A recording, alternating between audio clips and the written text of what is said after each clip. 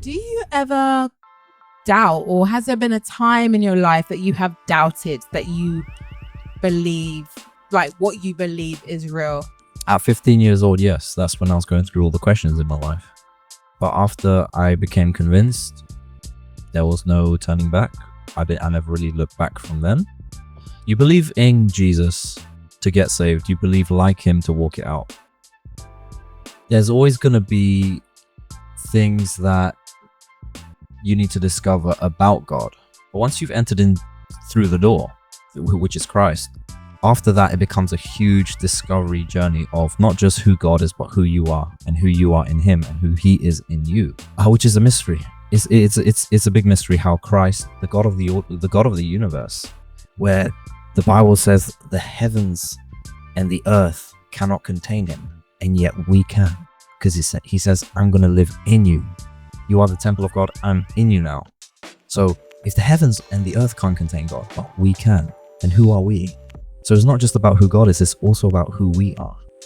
Because if we're in the image and likeness of God, we are like a mini version of who he is. That is mind-blowing to me, because most people think that we are way below God. But if you read the original Hebrew text where it says that God actually made us a little lower than himself, and that word little lower is like a hair strand lower. We're just a tiny bit lower than God. We still have to worship him. He is above us. However, we're just a tiny bit below him. We are greater than the whole universe as humans, because we're in his image and likeness. We're greater than the angels. So that blows me away. And every time I read that, I think of how I'm in his exact image and likeness. I begin to realize, if I want to know who God is, I need to understand who I am, because I'm in his image and likeness. I like things. I have preferences. What does God like? What preferences does he have? That's where I begin. That's how I think. Yeah, that's a very intriguing way to see it as well. I was going to say interesting.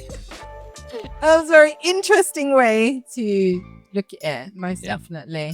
And I like the way that you're really like dissecting each and every angle, you know, like that's good, because I feel honestly, when I've gone to church, when I've spoken to a lot of people who are Christian or just religious in general, is very much one way and no other way. Yep. And that for me was very much why I was quite resistant growing up when it came to being in church or surrounded by people of faith, because I was such a ask questions, like research, you know, not always take things for what it looks like for what I've been told, you know, and just wanting to do more and know more.